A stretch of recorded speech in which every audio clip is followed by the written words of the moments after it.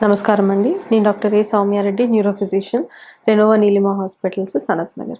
So, ఇవాళ మనం మాట్లాడుకోబోయేది ఎగ్జామ్స్ సీజన్ స్టార్ట్ అయిన దానివల్ల వచ్చే sleep disturbances.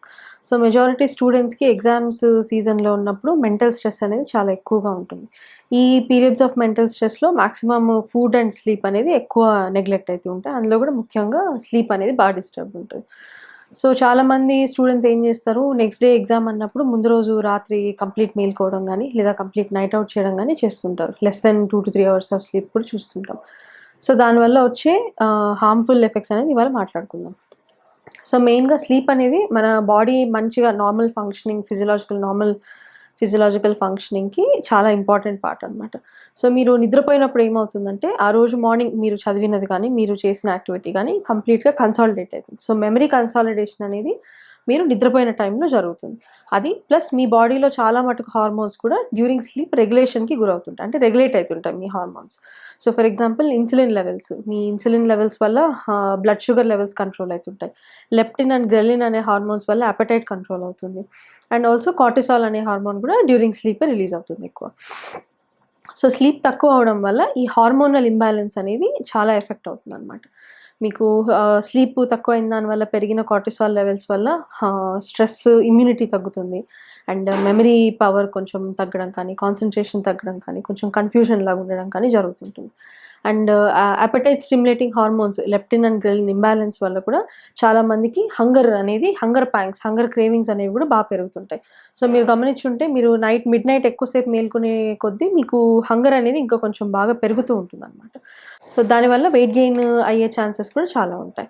And also me sleep తగ్గే కొద్దీ కూడా ఇన్సులిన్ ఇంబాలెన్స్ వల్ల కూడా బ్లడ్ షుగర్ లెవెల్స్ కూడా అప్ అండ్ డౌన్ అయ్యే ఛాన్సెస్ ఉంటాయి. సో, దీనివల్ల మనము అడిక్వేట్ స్లీప్ అనేది ఎస్పెషల్లీ డ్యూరింగ్ ఎగ్జామ్స్ టైమ్స్ చాలా ఇంపార్టెంట్.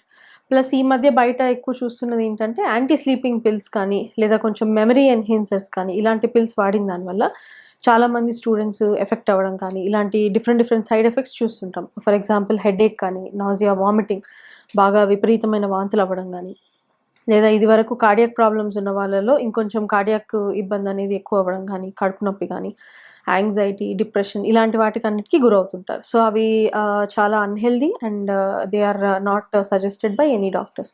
సో, అలాంటి పిల్స్ ఏమైనా ఉంటే మీరు avoid చేయాల్సుంటుంది.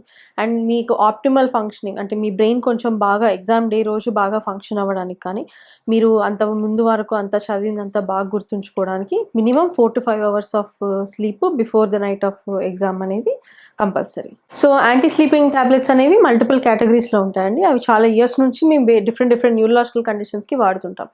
For example shift working disorders అంటే మనము నైట్ టైమ్ ఎక్కువ పూట కంప్లీట్ నైట్ షిఫ్ట్స్‌లో వర్క్ చేసి మార్నింగ్ అంతా పడుకోవాల్సిన వాళ్ళకి ఎంటైర్ స్లీప్ సైకిల్ అనేది వాళ్ళ 24 అవర్స్ సైకిలే కొంచెం రివర్స్ ఉంటుంది కాబట్టి, అలాంటి వాళ్ళకి షిఫ్ట్ వర్కర్ డిజార్డర్స్‌కి వాళ్ళకి కానీ, లేదా నార్కోలెప్సీ వాళ్ళకి కానీ, లేదా attention deficit hyper active disorders ఇలాంటి డిఫరెంట్ న్యూరలాజికల్ కండిషన్స్ అండ్ కొంచెం స్ట్రోక్ వచ్చిన తర్వాత అలర్ట్‌నెస్ అంత ఫాస్ట్‌గా ఇంప్రూవ్‌మెంట్ లేని వాళ్ళకి, ఇలాంటి వాళ్ళకంతా మేము ప్రిస్క్రిప్షన్‌లో ఇస్తూ ఉంటాం. బట్ మేము ఎప్పుడూ ఎగ్జామ్ గోయింగ్ స్టూడెంట్స్‌కి గానీ, లేదా స్టడీయింగ్ పాపులేషన్‌లో గానీ without any prescription for the purpose of enhancing your memory అనేది అసలు ఎప్పటికీ మేము ప్రిస్క్రైబ్ చేయము. సో, మీరు వితౌట్ ప్రిస్క్రిప్షన్ కూడా కొన్ని మెడిసిన్స్ మీకు దొరకొచ్చు. బట్ అవి కంటిన్యూస్‌గా వాడిన దానివల్ల ఇందాక చెప్పినట్టు తలనొప్పి కానీ, వాంతులు కానీ, బ్రెయిన్‌లో బ్లడ్ క్లాట్ అయ్యే టెండెన్సీ పెరగడం కానీ, లాంగ్ రన్ మీద వాడినప్పుడు మీకు యాంగ్జైటీ అంటే చేతులు వణకడం కానీ, డిప్రెషన్‌కి గురవ్వడం కానీ, ఇంతకుముందు ఏదైనా కార్డియాక్ ప్రాబ్లమ్ ఉన్న వాళ్ళకి ఆ కార్డియాక్ అరిథ్మియాస్ అంటాం. అంటే మీ హార్ట్ కొట్టుకునే రేట్ అనేది సడెన్‌గా అప్ అండ్ డౌన్ అయితుంటుంది. దానివల్ల కళ్ళు తిరిగి పడిపోవచ్చు, లేదా ప్రాణానికి కూడా ప్రమాదం ఉండొచ్చు.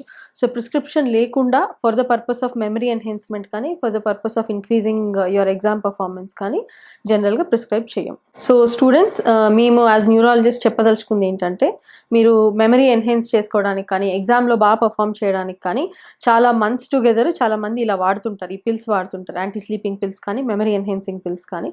సో, అలాంటివి అబ్సల్యూట్‌లీ మీ హెల్త్‌ని చాలా హార్మ్ చేస్తాయి. మీకు లాంగ్ రన్ మీద మీకు బ్రెయిన్ మీద కానీ, మీ పర్ఫార్మెన్స్ మీద కానీ లాంగ్ రన్ మీద చాలా ఎఫెక్ట్ ఇస్తాయి.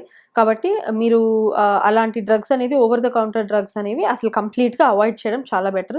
అండ్ దీనికి this includes ayurvedic treatment also. చాలా ఆయుర్వేదిక్ పిల్స్ కూడా దీనికి సైడ్ ఎఫెక్ట్స్ ఏమి ఉండవు. మీ మెమరీ ఎన్హాన్స్ అవుతుందంటారు కానీ దాంట్లో మీకు తెలియనివి మీ హెల్త్‌ని హార్మ్ చేసే ప్రొడక్ట్స్ అనేవి చాలా ఎక్కువ ఉంటాయి కాబట్టి అవి 100% అవాయిడ్ చేయాలి.